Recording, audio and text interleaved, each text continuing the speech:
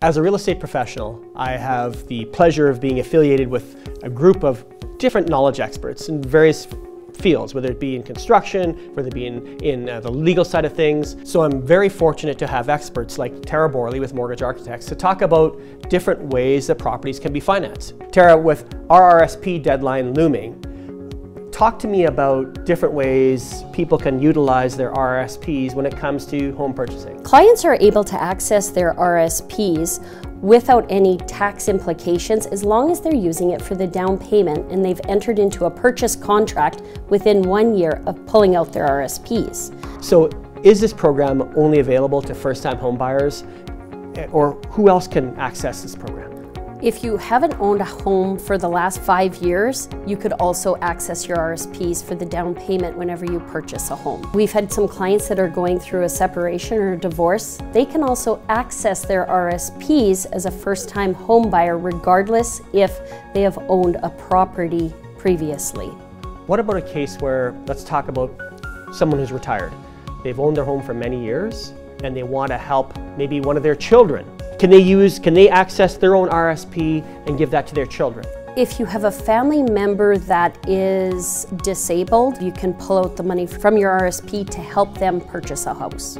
But to just be able to pull that out and give to their kids, there'd be tax implications. Exactly, exactly. And what's the process to pull the money out of your RRSPs? Do you have to go back to the institution who you originally purchased the RRSPs through? So you have 15 years to repay that money back into your RRSP. You could pay it back to the same financial institution you initially took your RRSPs from, or you could set up a new RRSP account with another financial institution and make the contributions through them. So Tara, is there a limit to how much money you can withdraw from your RRSP? The maximum amount you can pull out is $35,000 per person.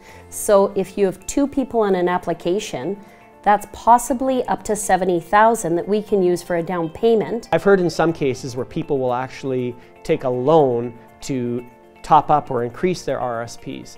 Can it make sense in this situation? Part of this that some clients will use is they'll take out an RRSP loan to get money to put into their RRSP. So let's say a client takes out a $20,000 loan, puts that $20,000 into their RRSP.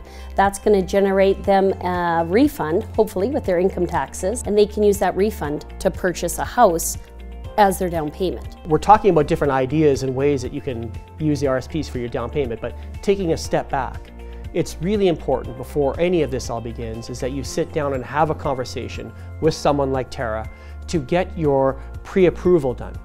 And that way, a lot of these questions will get answered. The deadline for purchasing RRSPs is March 1st. So if you're thinking about possibly taking out a loan to put the money into an RRSP to maybe generate a refund, you're going to want to look into that and get on that right away because the deadline is coming up. The time not to do this is when you've got the purchase contract and filling out and saying, oh, by the way, I think I can borrow from my RRSP. No, you need to get this all straightened out before.